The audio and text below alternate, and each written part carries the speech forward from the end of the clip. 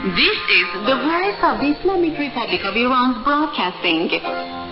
The voice of the Islamic Republic of Iran is broadcast daily from 1920 to 2020 UTC on the following frequencies.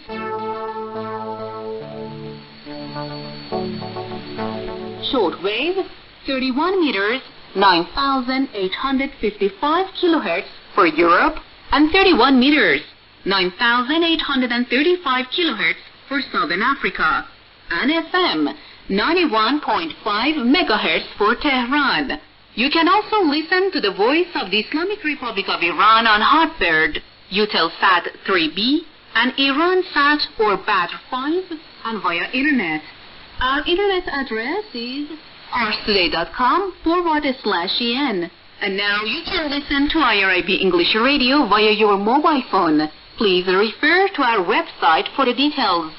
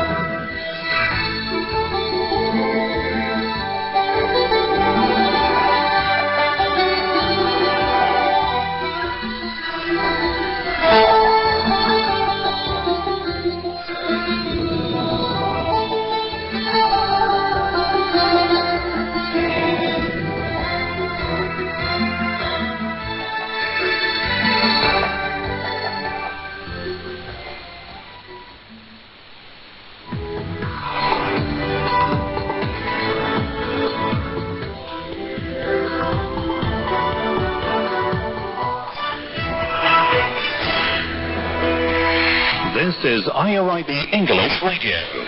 Coming up is the news.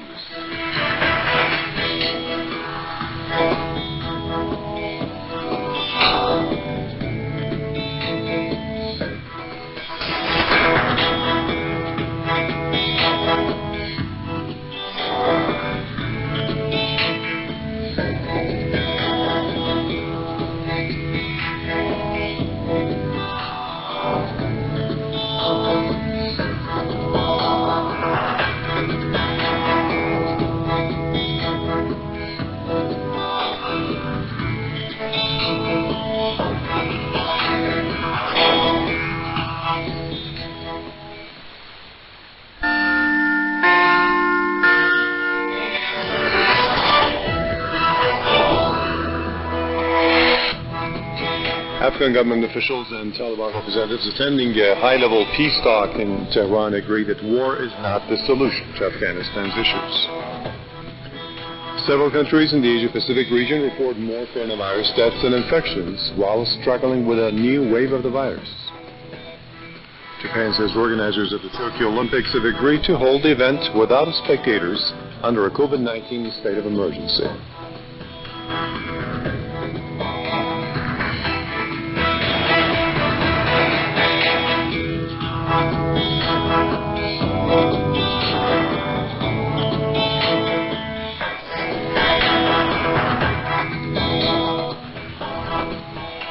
Welcome to World News here in the Iranian capital. I'm your host, Badr Sajafir. Good to have you with us. Parties to the inter-Afghan talks in Tehran have agreed on the need for an immediate halt to the war in Afghanistan, stressing that violence cannot resolve problems. In a joint statement following the talks, Afghan government and Taliban negotiators said that all efforts must focus on political solutions. They called for the continuation of dialogue. Meantime, the Iranian Foreign Minister Mohammad Javad Zarif urged the warring sides to take the opportunity to end the war and prepare the ground for the development of the war-torn country. In an address, Zarif said that Iran is ready to facilitate future talks aimed at bringing lasting peace to Afghanistan. Violence has surged over the past weeks, with government forces and Taliban militants involved in fighting over control of territories. Tehran University lecturer Fadi Zadi says that the people of Afghanistan want peace, and as they're tired of decades of fighting and bloodshed. Afghanistan has been suffering from war for the last 40 or 50 years. I think that's enough. I think people in Afghanistan are tired of these fights. They're tired of civil war.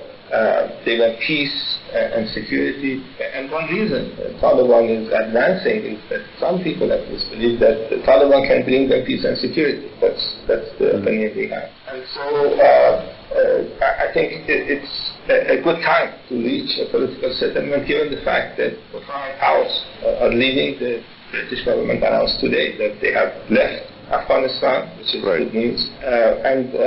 So I think it's about time to get to that point. The British Prime Minister says this country has withdrawn most of its troops from Afghanistan, ending its official role in nearly a two-decade military engagement there.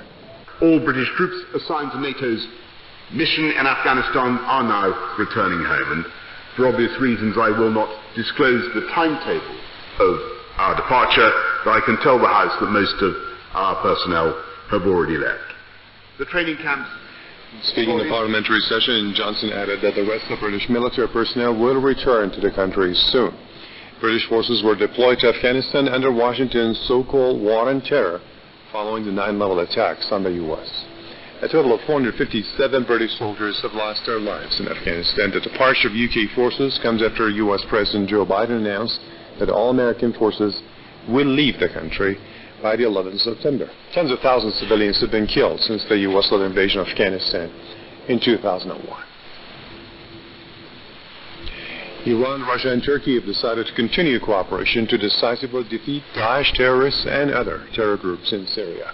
That announcement was made in the statement following the 16th round of peace talks on the Syria crisis in the Kazakh capital. The three also renewed a commitment to Syrian sovereignty, independence, unity, and territorial integrity.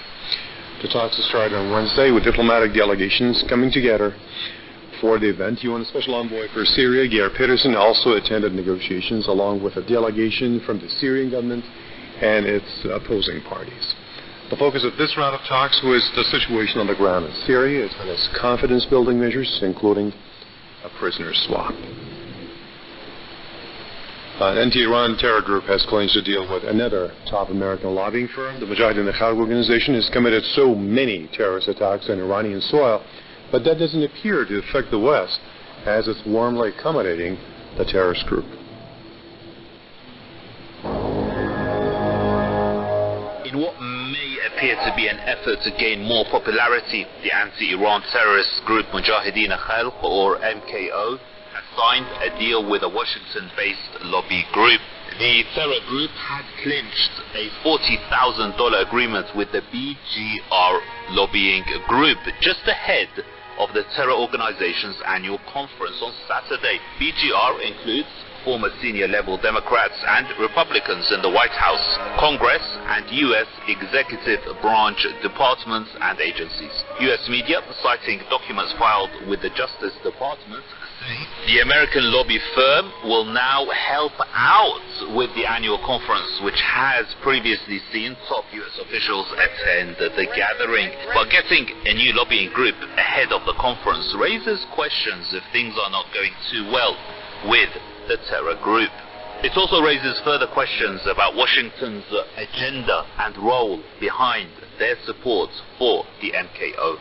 Under the administration of former U.S. President Donald Trump, the MKO enjoyed warm support from the White House to oppose the so-called maximum pressure campaign against Iran.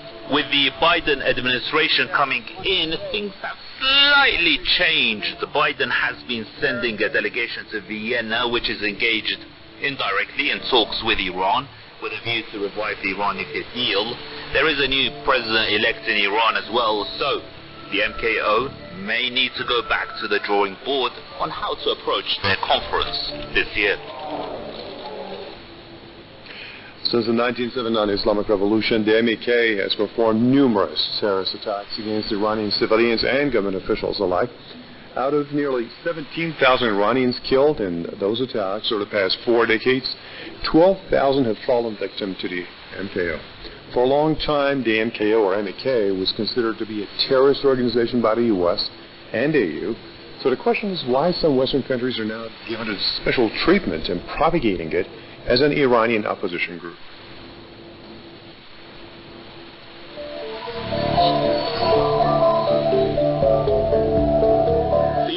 Department added the MKO to its list of foreign terrorist organizations in 1997 for the group's involvement in the killing of Americans in Iran in the 1970s and an attack on U.S. soil in 1992. The group has also been described as a bizarre, shadowy, brainwashing cult.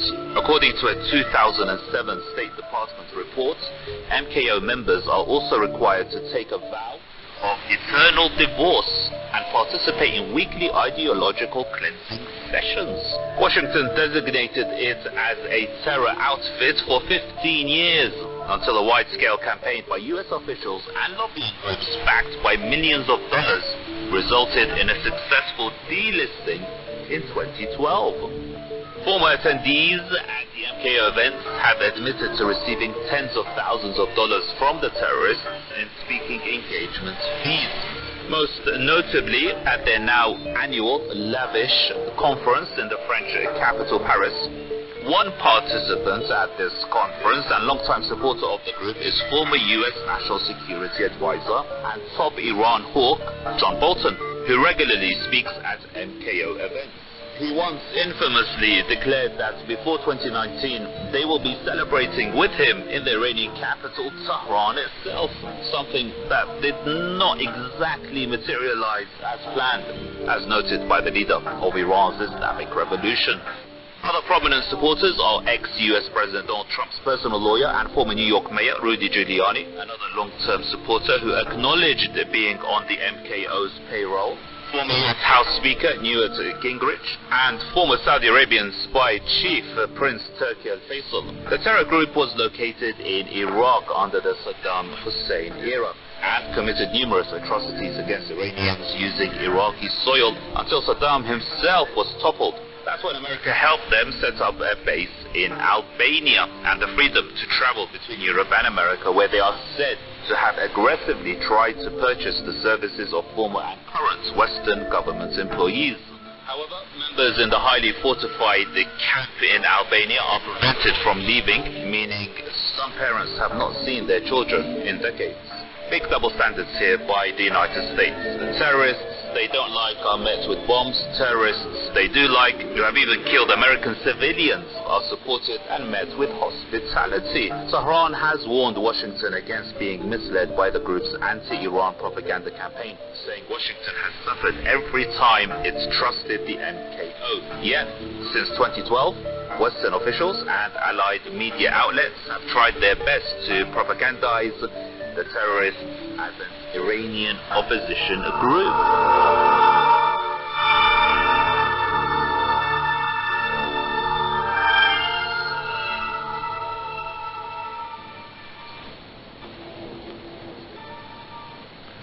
Now moving on, several countries in the Asia-Pacific region have reported more coronavirus deaths than infections while struggling with a new wave, largely driven by the Delta variant.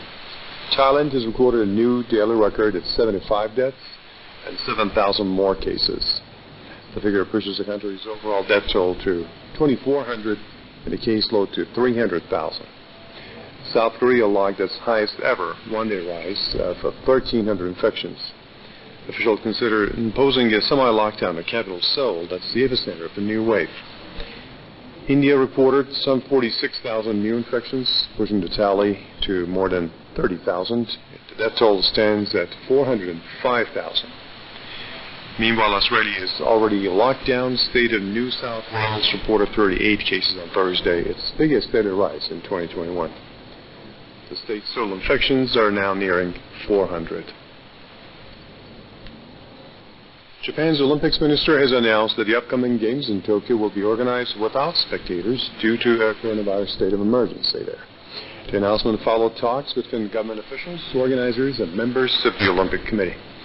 Organizers said that allowing spectators at venues outside the capital will be decided based on the local situation.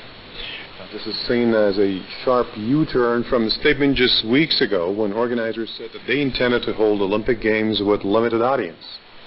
Earlier today, Prime Minister Yoshihide Suga officially declared a state of COVID emergency in Tokyo just a fortnight before the city is going to kickstart the Summer Olympics. We must strengthen the countermeasures to prevent the infections from spreading to the rest of the country again. Given the situation, we will issue a state of emergency for Tokyo and extend it in Okinawa until August 22. Suga said that the impact of COVID-19 variants need to be taken into consideration while Tokyo is hosting the event. The state of emergency was first issued in January. Still, Japan's vaccination rollout is slow. Just 50% of the population has been fully inoculated. Japan has recorded more than 800,000 cases and 15,000 deaths. The Games were postponed in March last year due to the pandemic.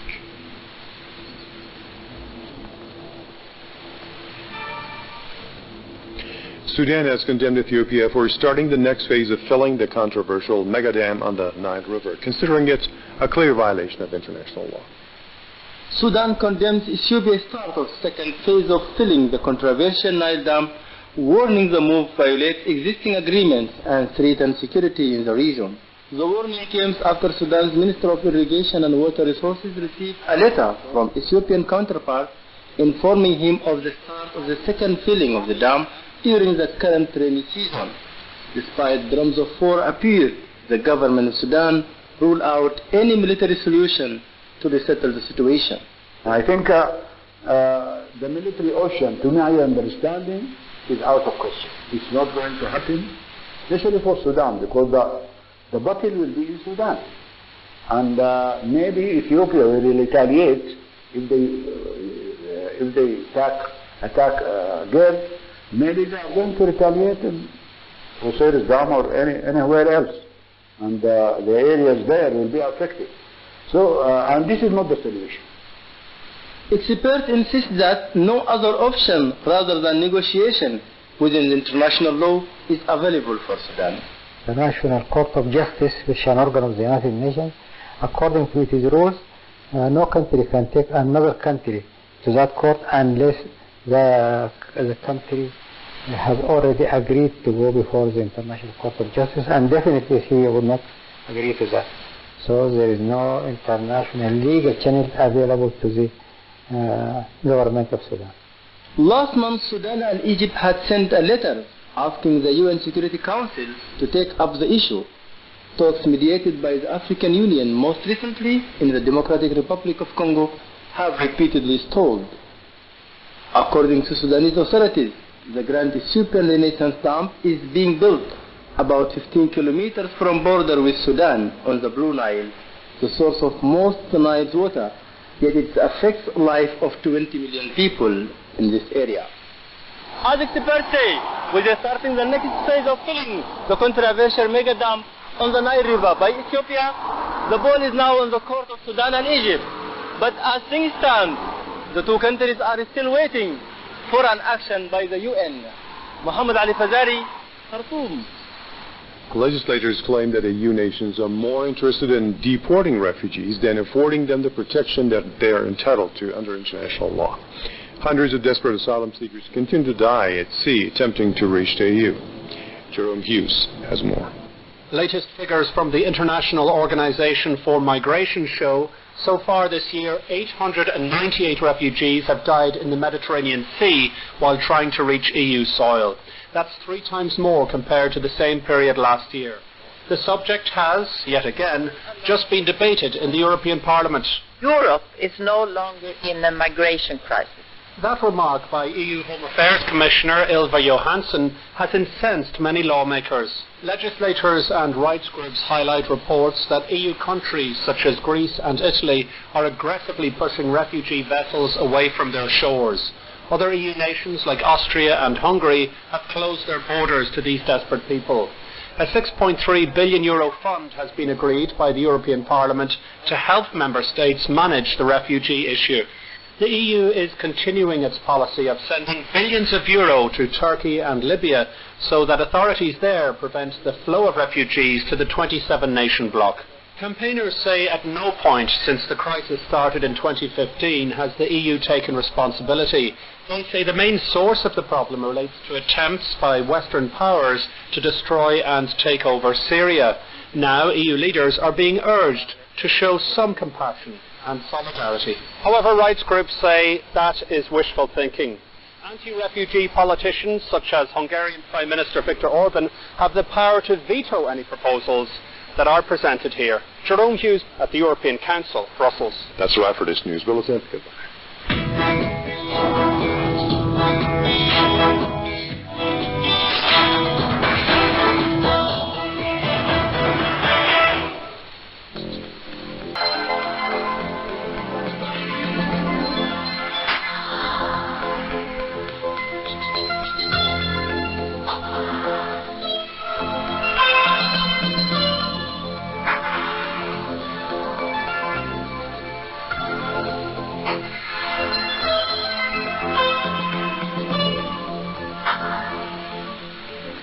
Follow us on social media to stay up to date on the latest global developments.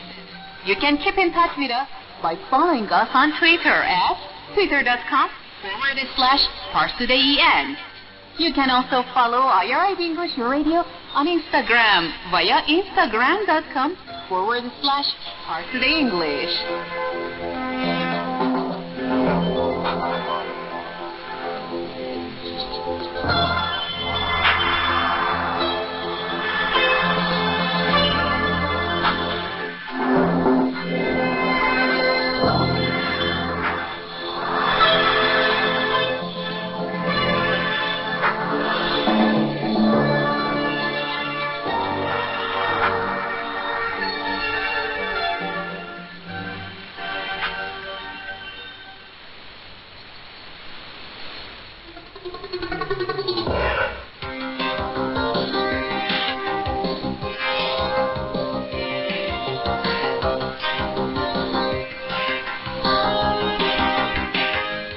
In the limelight.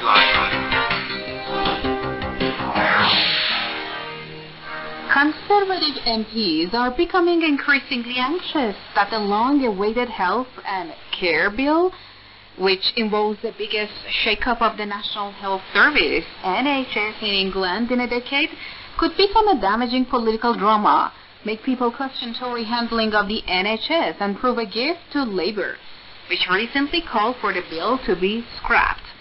Here we present you an article concerning this issue written jointly by Dennis Campbell and Aubrey Allegretti under the heading, Johnson to announce controversial plans for greater NHS control. Please stay with us to hear more about the story.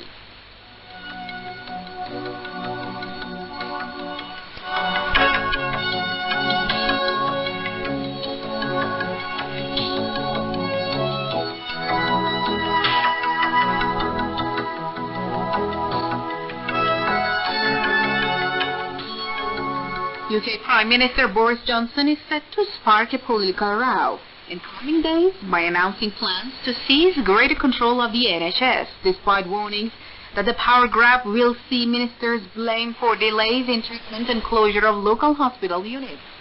The Prime Minister has told the new Health Secretary, Sajid Javid, to put the long-awaited health and care bill before Parliament, despite Javid's own misgivings and concerns among hospital bosses and doctors' leaders.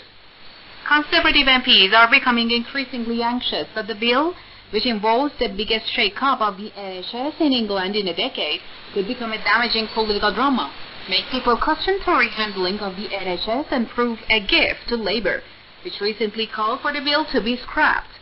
Javid is expected to lay the bill before Parliament after the Prime Minister overruled his plea to delay its introduction until the autumn.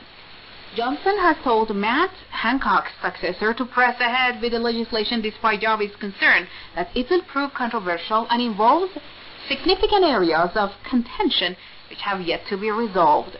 The Health Secretary's new powers would enable him to abolish NHS arm-length bodies and intervene much earlier in deciding if an A&E or maternity unit deemed unsafe over staffing problems, for example, had to shut. Hospital bosses have voiced serious concern to The Guardian about the government's plan to hand Javid such a big new powers of direction. The NHS Confederation and NHS providers, the two groups which represent health service chance, both warned that this could allow ministers to wield undue influence over the NHS and reduce its independence.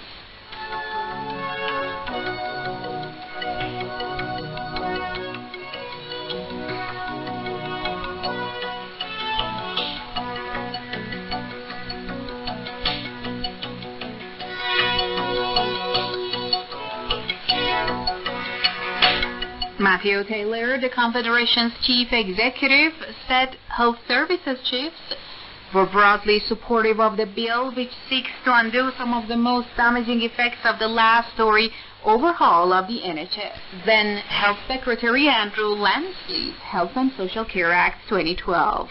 But Taylor added that they remain concerned that some of the proposals could lead to heavy-handed ministerial involvement in day-to-day matters affecting the NHS, such as the closing or opening of new services for patients, which could go against the advice and expertise of local leaders who know what is best for their communities. Taylor noted we can't risk playing political football with the NHS given the challenges it faces. NHS providers cautioned that the Health Secretary's beefed-up powers could lead to service chiefs nationally and locally coming under political pressure or interference. Saffron Cordery, its deputy chief executive, said, "There is no suggestion here that a publicly funded service like the NHS should not be held to account. Rather that the strategic direction is the domain of politicians, who should then allow the people involved in operational and clinical roles with day-to-day responsibility for supporting patient care the space to deliver those strategic objections without undue political pressure or interference." The bill will replace the clinical commissioning groups Lansley's reforms created with new bodies known as integrated care systems, regional groupings of providers of different sorts of health care working with their counterparts in social care. Ben Howlett, a former Tory MP who is now managing director of the Public Policy Project think tank, warned Johnson that the move could backfire. Howlett said as a result of the new Health and Care Act, ministers will no longer need to horse trade with NHS bosses to set priorities as the Secretary of State makes himself directly accountable for the provision of services. Howlett added MPs will for the first time in over a decade find constituents asking why there are long waiting lists in poor cancer outcomes without being able to write to NHS England Chief Executive Simon Stevens for answers. My advice to the new Secretary of State, beware the law of unintended consequences.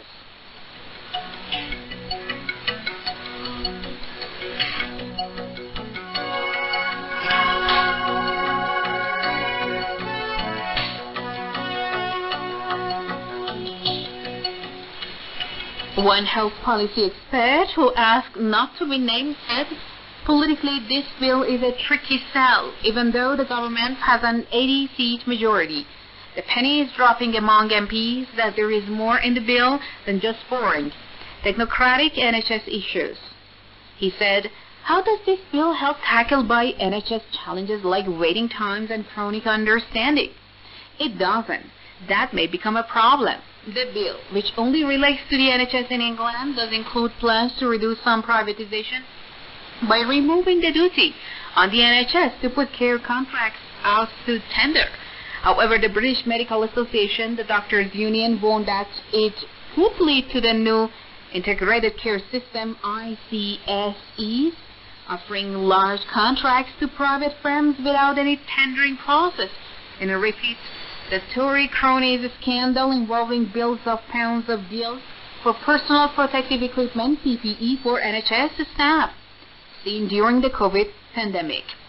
Dr. David Riley, the MBA's Deputy Chair of Council, said, we are concerned that private health providers like Virgin Care could be given seats on the boards of ICS and therefore potentially be involved in deciding who gets what contracts. And we are very concerned that the bill could mean that contracts are just handed out to the private sector without a tendering process.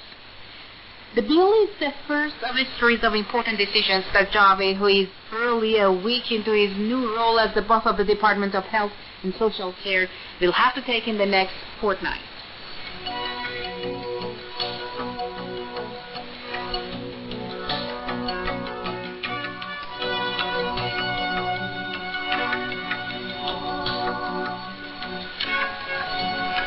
Sajid Javed and the board of NHS England are close to deciding who will succeed Stevens, who is stepping down this month after more than 7 years in the job. Ministers want his replacement to have a much lower profile and not cause trouble by regularly lobbying in the public for the NHS to be given more money and the government to radically reform social care as Stevens has done. The new NHS boss, whoever it is, will have significantly less power that wielded by Stevens as a result of the legislation. Reports on Sunday, July 4th, said that Javed had ruled out Dido Harding, the Tory peer who runs the government's heavily criticized test and trace program. NHS bosses said that will help clear the way for Amanda Pritchard, Stevens' deputy, who is widely admired in the service after his stint running Guy's and St. Thomas Hospital Trust in London. Sir James Mackey, the chief executive of the Northumbria Healthcare Trust, is also seen as the strongest contender. Javed Johnson and the Chancellor Rishi Sunak also have to decide imminently whether to increase the government's 1% pay offer to NHS staff, which health unions have described as pathetic and insult. The Royal College of Nursing is gearing up to hold its first ever ballot of its 450,000 strong membership for possible strike action. The NHS pay review body submitted its recommendations to Javed recently. It is thought to have advised that staff deserve more like a 2% increase especially after the widely praised efforts during the COVID pandemic. However, the Royal College of Nursing, RCN, is demanding 12.5%.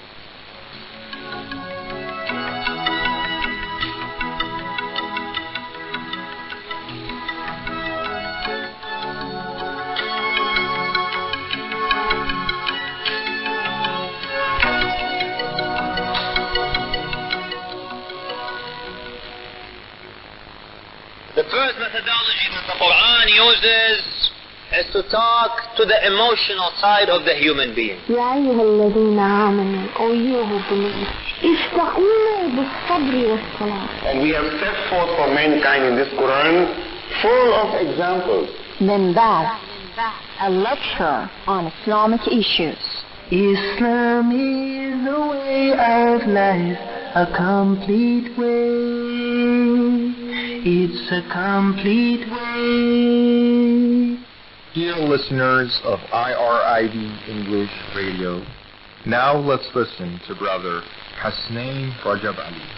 أعوذ بالله من الشيطان الرجيم بسم الله الرحمن الرحيم الحمد لله رب العالمين والصلاة والسلام على خير خلق ونور عرش أفضل الأنبياء والمرسلين حبيبنا وسيدنا وسندنا وشفيعنا ومولانا أبي القاسم محمد وعلى آله الطيبين الطاهرين المعصومين المظلومين. Allah subhanahu wa ta'ala in His blessed book, the Holy Quran, in Surah Al-Mulk, Surah number 67, Allah says, Bismillah ar-Rahman ar-Rahim, تبارك الذي بيده الملك وهو على كل شيء قدير. He has authority over everything. My breathing, my talking, my ability to put the words together, and my ability to articulate and to gesture are only possible because of His permission. See, Allah gives me this permission, hence I'm able to do it. If He decides I should not have this, I'm done. It is by His will. And every good that I do is because of His permission. And I must say this, that the reward of that good that I did goes to Allah. For He originally did all good. But when I do something wrong, where He created the potential for evil, like a teacher will give an exam, every wrong answer is the potential for evil, that if I do delve into that, then I deserve to be blamed. There's a reason I'm speaking this way. Because that's the truth. What we find in the human race, in our limited understanding of the divine, is that when something goes wrong, we are so quick in blaming God. And when something goes right, we are so quick in taking credit. It's amazing. When you examine, the minute something goes right, we argue there's no need for God. And why do I need a God? Things are going fine. And it was our intelligence that made us do all this. And it's the chance and the probability and the technology and our empirical abilities and our ability to, reflect and to see and to put together these complicated realities together. Ever so willing to take credit. Study it. You will see, watch when people complain about God. Watch when things are going right. You will never, ever, rarely hear them give credit to Allah. Listen carefully. If a human being gives credit to Allah, you will find that the minute there's a problem, they blame themselves. Like, what did I do wrong? What can I do to make it right? You'll find the one who doesn't give credit to Allah, immediately jumps out and says, didn't I tell you theists who believe in God? Where is he now? So while things are going okay, they're fired, things are going really well. Did you see that fantastic thing happen just now, that phenomenon? Yeah, that's all chance. That's all probability. The minute something goes wrong, where is God to put this? See, there is no God. You find this, Allah says, وَمَا يَجْهَدُ بِآيَاتِنَا إِلَّا كُلُّ خَطَّارٍ كَفُورٍ. No one rejects my signs except the one who is bent on rejecting as a rejecter. The reason I'm speaking this way is that in this pandemic, and when we have problems and issues, and we have situations where we have to face, certainly you're stuck in the house with your spouse and your kids. Wow, look at it one way. Amazing. Everybody's complaining when we were so busy running, in the rat race and chasing so many things in our vision to build empires so that we turn old and we can't even drive those nice cars. Then our grandchildren drive them. And they have no value because they inherited it. So now they abuse it and destroy it. And then you and I have to answer for it on Judgment Day and in the grave. What do you find? You find we're so busy in the rat race. Well, God says, okay, now you're going to be stuck in your house. So that marriage was convenience. The wife needs to go and take care, cook in the house, take care of the kids, or go to work. Or the husband's supposed to do that. Let me see you for a few hours only. I can deal with you then. But stay away from me. You're my wife, you're my husband. Yeah, but those are my kids. I love them, but don't get too close to me, You see the contrast. I can't handle my kids. I need them to go to school. I have to get rid of them. These are your kids. You're honored. And on the flip side, I have mothers calling me and saying, for the first time, my child is doing their own work. For the first time, I don't have to feed them. For the first time, they're taking care of themselves. Wow, I used to be like a maid and a servant taking care of them every day, taking them here, taking them there. Now, for the first time, they're reflecting, meditating, and they're realizing the value of this lockdown. So you and I have options to look at the glass is half empty or half full. So we will talk about it. In Surah Al-Mulk, Allah lays the foundation. How do we solve the problem of bullying? How do we solve the problem of slander, and the problem of backbiting, and the problem of people hurting each other? How do we stop it? One is, of course, you go educate the ignorant one who's causing the problem. But you know what's the most powerful thing? Is when you and I look inside and protect ourselves and become strong. Because once we fortify the self, who's going to touch you? In fact, now you become like Imam Ali alayhi salam. Where you go to Marhab, who's creating trouble in his army in Medina, and you split his head because he's creating trouble. You go to Amr bin Abdul, who's coming to attack the Prophet in the battle of the ditch, and Imam Ali cuts his legs and throws him on the floor. Amr was double the size of Imam Ali. Why did Imam Ali defeat him? Because he took care of his inside. He said, you bully, who has now crossed that moat, and you're going to come and attack us and poke your sword into us, thinking that you're going to hit us and kill us? Well, come on and meet me. How did Imam Ali do that? He took care of himself. So the message tonight in Surah Al-Mulk is, how do you and I own ourselves? So while we will preach and tell the other side with kindness, stop, and we will set systems to stop them, but nothing is stronger than building the self. Ya ayyuhalladhina amanu alaykum anfusakum. Oh, you believe? Take care of yourselves. Surah Al-Mulk, Allah starts with His authority. Then He tells us the purpose. الَّذِي خَلَقَ الْمَوْتَ وَالْحَيَاةَ. He created death and life to test which of you is best in deeds. لِيَبْلُوَكُمْ أَيُّكُمْ أَحْسَنُ عَمَلًا. Quick footnote here. He created death. Many of us think death is fana, non-existent. When you die, you become a nothing. No, death is not a nothing. Fana is nothing. Death is a movement from one state of existence to another. When a baby is born from the womb of its mother, you find it goes through death before it becomes alive. Because Allah says, كُلُّ نَفْسٍ ذَائِقَةُ الْمَوْتِ. ذَائِقَ means to taste. You don't become dead, you taste it. What does it mean? You move from one state to another. When the baby leaves the womb, it doesn't cease to exist. It just changes its environment. When you and I die, we won't cease to exist. Our state of existence will change. Our ability to communicate with the world will stop, and our cognition will be very, very clear. We will see everything. We will also see our body being carried. This has been documented with thousands and hundreds of thousands of people who have gone through near-death experiences. And therefore we know that we don't become a nothing. So God says He created death and life to test which of us is best indeed. And then He ends. Look at how He ends. It's so beautiful. We will continue this conversation because Surah Al-Mulk goes to space, goes to from Earth, it goes to space. From space it goes to hell. From hell it goes back to the earth. From earth it goes to the hereafter. From the hereafter it goes to the prophet. From the prophet it goes to the disbeliever. From the disbeliever it goes to the skies and talks about how the rain comes down. What a beautiful description. God is saying this is what you need to grasp.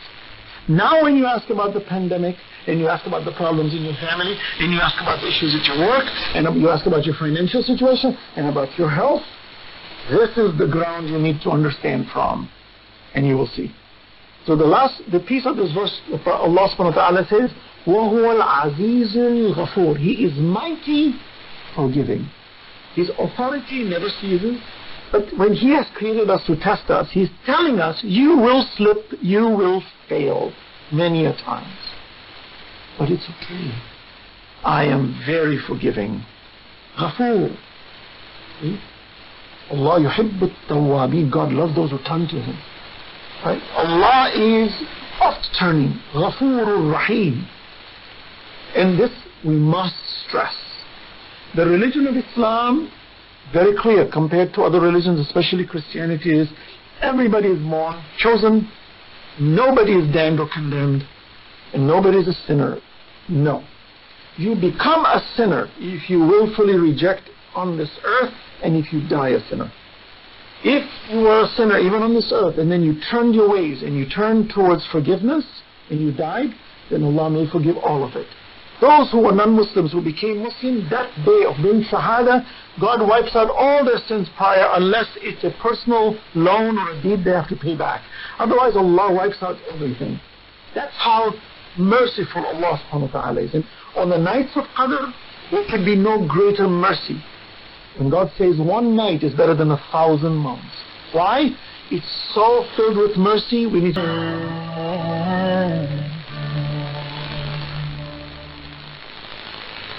Our voice comes...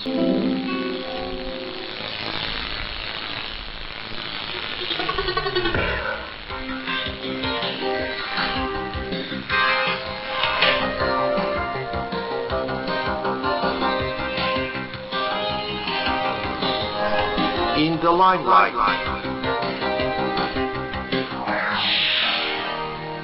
Rumsfeld managed to do terrible things throughout his life while remaining tremendously banal, says John Short, writer in an article titled Farewell to Donald Rumsfeld, Dreary War Criminal.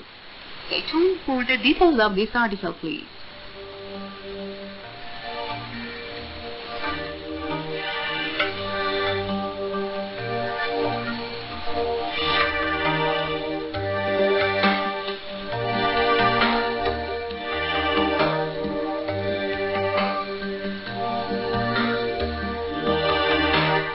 On September 11, 2001, U.S. Secretary of War Donald Rumsfeld issued orders to one of his underlings, and he wasn't especially concerned whether Iraq or any target was responsible for the attack. He wanted to conduct massive attacks on targets related and not. That is, he saw the deaths of thousands of Americans as a wonderful opportunity to do whatever the George W. Bush administration wanted. At that moment, Rumsfeld was doing what he did best throughout his life, spinning the unspeakable suffering of others into the desired ends of himself and his political allies. Rumsfeld was born in Chicago in 1932 and grew up in the affluent suburbs north of the city. After graduating from Princeton, he served in the Navy for several years, and by the time he was 30 years old, he was elected to Congress from Illinois.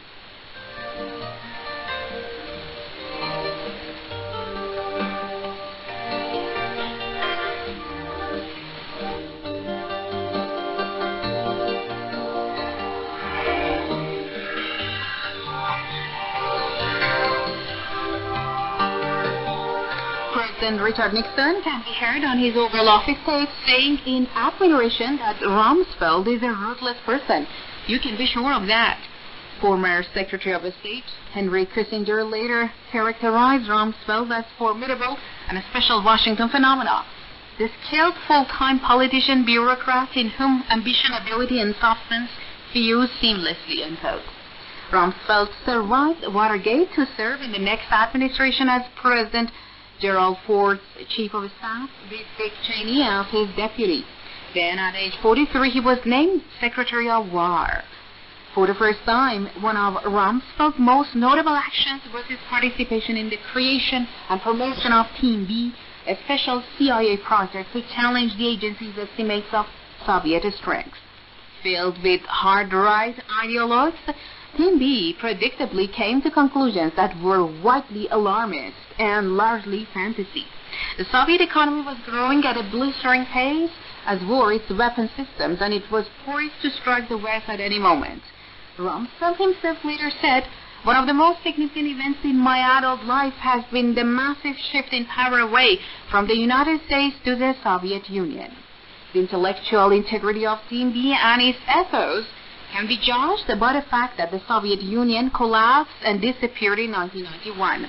After Ford's 1976 defeat by Jimmy Carter, Rumsfeld spent most of the next 2.5 decades at the top level of corporate America, running various large corporations. He did, however, keep his hand in with U.S. foreign policy, most famously taking several trips to Baghdad to meet with Iraqi dictator Saddam Hussein on behalf of the Reagan administration, even as Iraq used chemical weapons during the Iran-Iraq War."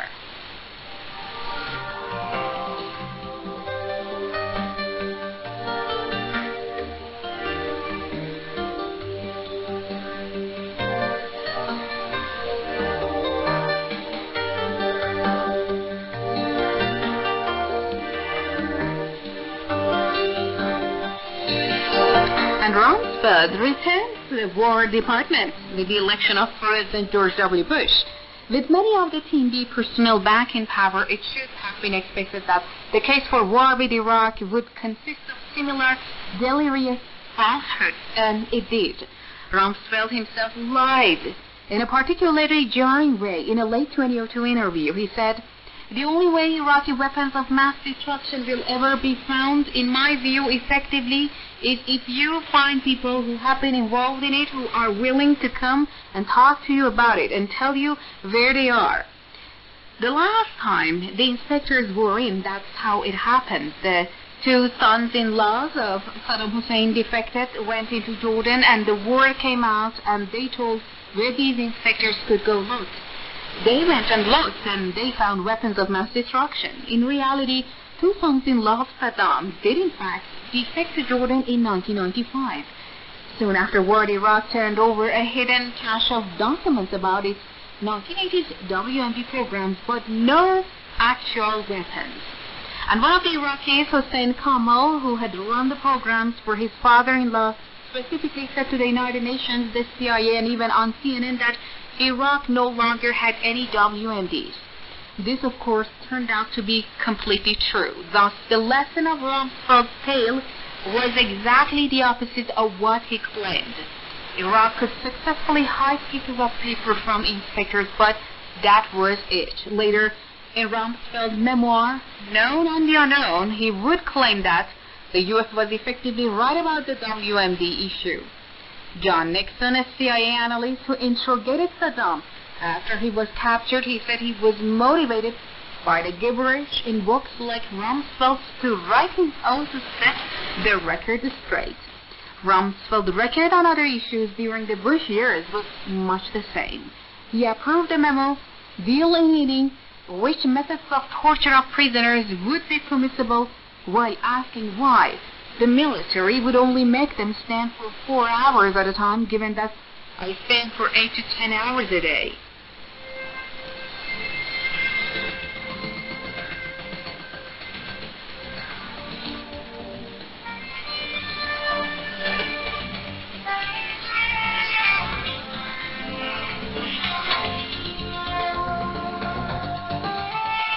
In retirement, Rumsfeld spent time at his antebellum vacation home in Chesapeake Bay in Maryland. Appropriately, it was nicknamed Mount Misery and had once been owned by a specialist in breaking disobedient slaves. Frederick Douglass was sent there at the age of 16 for punishment and later wrote, "I was completely wrecked, changed, and bewildered, goaded almost to madness. And now Rumsfeld is gone." In a statement, his family said history may remember him for his extraordinary accomplishments over 6 decades of public service, the integrity he brought to a life dedicated to country. This is likely true for establishment history. For instance, almost none of these details about Rumsfeld appeared in the obituary just published by the New York Times. But everyone else should remember who Rumsfeld truly was, and the kind of person you need to be to reach the summit of American power.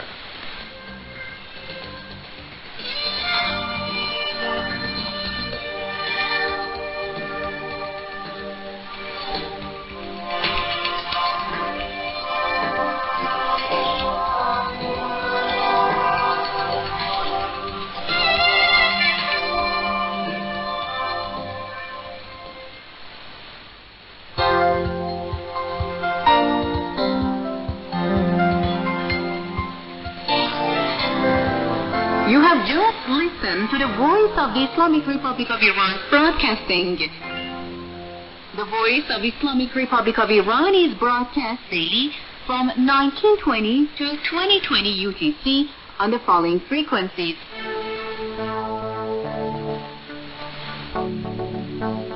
Shortwave, 31 meters, 9,854 kilohertz for Europe, and 31 meters, 9,835 kilohertz for Southern Africa.